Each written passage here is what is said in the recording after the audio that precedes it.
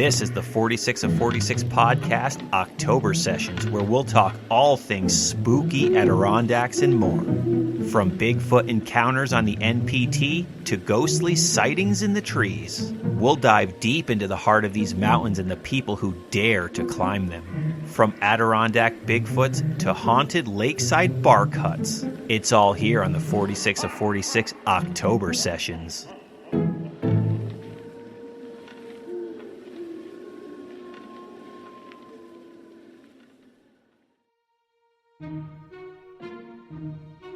Good evening and welcome back to the final edition of the October sessions here on the 46 of 46 podcast.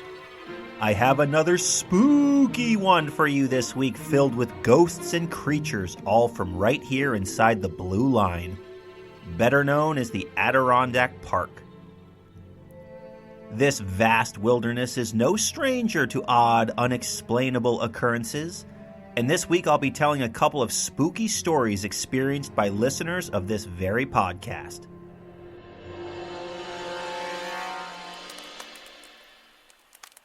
You may want to think twice before going inside that old abandoned watchman's cabin, and you may even find yourself waiting out the night sleeping on top of the roof of the cabin, due to fear of what lurks in the forest below. But either way, it's time to take you on a ride into the woods of the Adirondack Park. So let's start the show. This first story comes from Brian and is called The Incident at Azure Mountain.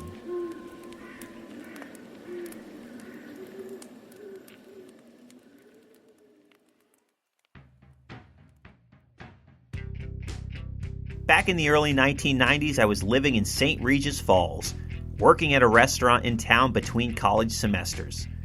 Azure Mountain was our local mountain, and I had climbed it several times before the incident. Being a poor college student, I didn't have a car, so I talked my grandfather into dropping me off at the trailhead. He would then head back into town and drink coffee with his friends at the same restaurant I worked at, and a few hours later he would come and pick me up after I spent some time climbing and staring out at the view from the summit. I had weird days off, so on a random Tuesday I looked at the forecast and decided that it would be a good day to climb Azure to kill a few hours. Only a chance of showers. It was hot and muggy as my grandfather dropped me off at the abandoned trailhead, and I was soon bounding down the old road that approached the clearing where the fire tower observer's cabin was. We had poked around, looking in the rooms, and in the early 1990s, the cabin was in pretty good shape still. However, the summit was the goal this day, so I passed by the cabin and then up the trail, which took a hard left and went straight up an old jeep road. Steep, stiff climbing brought me up towards the summit. As I climbed, I noted that the mugginess increased and the clouds began to close in.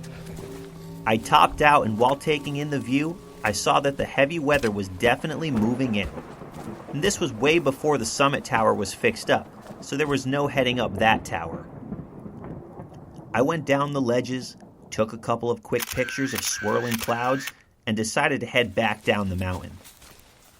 As I plunged back down into the woods and followed the trail down, I noted how dark it had grown so quickly in the surrounding forest, despite it only being the early afternoon. Thunder boomed through the mountains and big fat raindrops began to fall. The temperature dropped and the wind began to howl. So much for just a chance of showers today. And I've since learned that a chance of showers in the northern Adirondacks generally translates to, it's gonna rain today, and probably all day. I headed down the mountain in record time, realizing halfway down that I would be way early for my pickup time. So I decided to wait it out for a bit in the fire tower watchman's cabin and then make my way down to the trailhead later. I could see a murkiness had settled over the woods, and the rain continued to pound down in unrelenting sheets. And I made it to the cabin. I went up the steps and found that the door was open. Perfect. I scooted inside, happy to be out of the rain. I pulled off my soaked day pack and checked my camera, which was thankfully wrapped in a plastic bag. I took out a power bar and some water, and I looked out the window. There was no furniture anywhere inside the cabin, so I just stood at the window and watched the rain come down in the woods. And it was at this moment where I felt a presence, like someone was in the cabin with me. I figured that they probably had the same idea as me and decided to get out of the rain. So I turned away from the window and I called out, "Hey, anybody there?" No response. That's when I noticed that there was only one set of wet footprints on the gloomy wooden floor. My own. It was at this moment that I felt a hand grab my right shoulder. I quickly whirled around expecting to see another hiker, but was instead met with nothing but an empty cabin. That was it for me. I was out of there. I threw my water bottle into my drenched pack and flew out of the cabin back into the rain. I was leaving.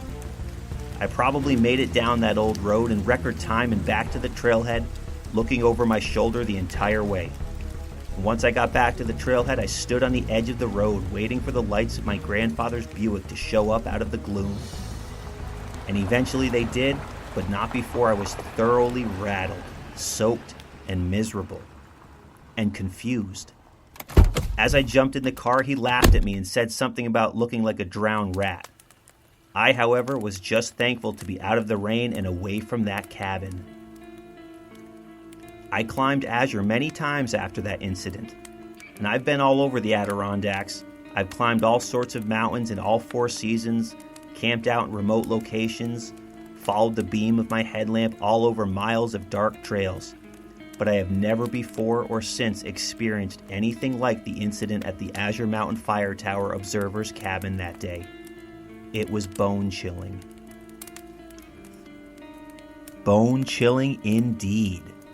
An unknown presence haunting an old abandoned watchman's cabin? Not surprising. This park is filled with them. Now we'll leave the northern Adirondacks and head west inside the park to the Five Ponds Wilderness, where our next terrifying story took place. This story comes from Tom and occurred at their hunting camp in the remote western ADK.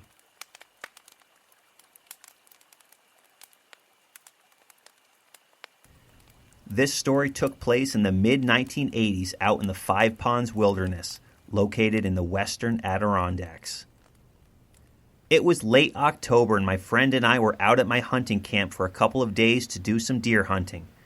The camp is located in the Five Ponds Wilderness, around the Star Lake and Cranberry Lake region, and is many miles back in the woods, accessible only by four-wheelers. We wasted no time upon arriving at the camp and got an early morning hunt in, and even landed a buck on our very first day at the camp this season. After field dressing the deer, we brought it back to the camp and began the process of hanging it up, where we would leave it overnight, which is a typical practice upon harvesting a deer. And since I've hunted at this camp for years, we had a system in place for hanging deer, which was just outside the front door of the cabin. There were 2 large pine trees that were connected by a 12-foot steel pipe a good 15 feet up in the air. The pipe was tied and wedged to the top of some branches, connecting each tree, forming an H shape, which would allow us to hang a deer in the middle of the pipe, thus getting the deer far enough away from each tree that no climbing bear could get to, and also high enough off the ground from anything else getting to it. So we brought the deer back to camp and hung it up on the pipe, a pipe that has seen many, many deer over the years. It was business as usual, you could say, as the deer hung a good 5 feet over our heads. It was around the middle of the afternoon when we finished hanging the deer, and we decided to head back into town and come back in the morning to quarter the deer. Since it was October, the temperatures were low enough that the meat wouldn't start to spoil overnight. So we hopped on our four-wheelers and drove the few miles out of the woods back to town for the night.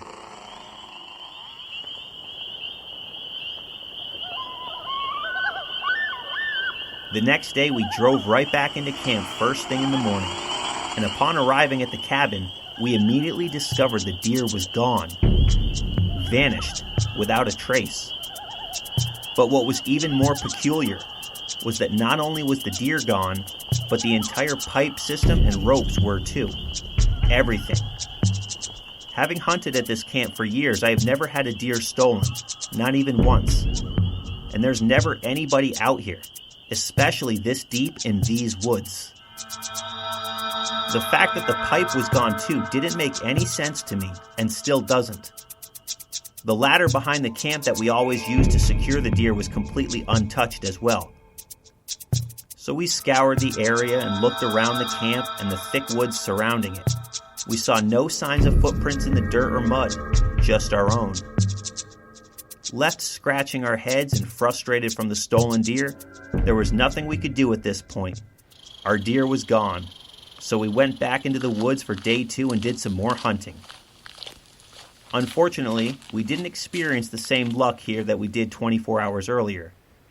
So after a long day in the woods, sitting in a tree stand for half the day and on the ground hunting the other half, we went back to the cabin for the evening, empty-handed. This time of year, the sun usually set around 6 p.m., so we made some dinner, nothing special, and then went to sleep around 9 o'clock. This was the beginning of a very long and terrifying night in the woods. A few hours later, as we slept soundly inside the modest cabin, a giant slap hit the outside wall. So loud it immediately woke both of us from our dead sleep. "Did you hear that?" I whispered to my buddy, who nodded his head yes. We both stayed in our bunks and listened to the dead night air. Our eyes gazed around the cabin and out the dark windows. As we sat there listening, we could hear the sound of heavy footsteps walking around the outside of the cabin. And moments later, another loud, powerful slap hit the exterior cabin wall right behind where I was laying. Immediately, we both jumped out of our beds and ran to the center of the room. Someone, or something, was outside the cabin. At this point, chaos ensued.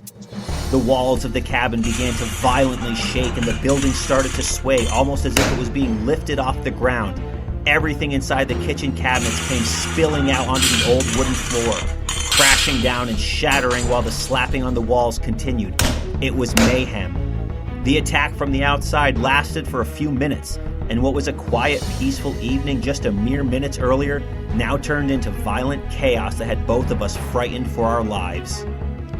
Unknowing what could cause such mayhem, I grabbed my .444 rifle and told my friend to open the front door. I'm going to fire some shots outside.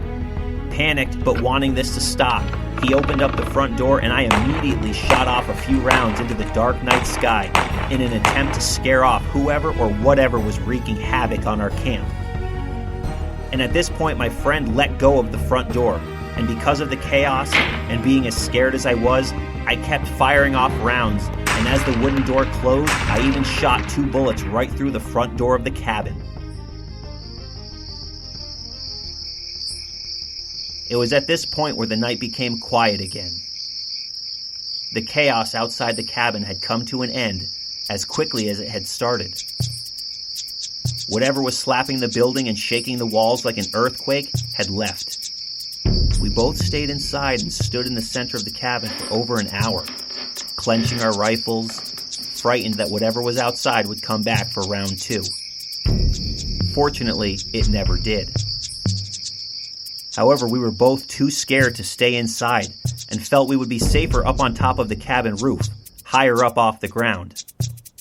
And it took a little while of working up our courage, but eventually we ran outside and quickly grabbed the ladder from behind the camp and climbed up onto the roof, where we stayed for the remainder of the night. I'm not sure why exactly, but if whatever did this came back, we felt like we would be safer up there and have a fighting chance rather than sitting inside of the cabin. We waited out the night, rifles in hand, and eventually dozed off to sleep up on the roof. The sun came up a few hours later with no other incidents that evening. We left first thing in the morning. My family still uses this hunting camp, and the 2 bullet holes in the front door can still be seen to this day.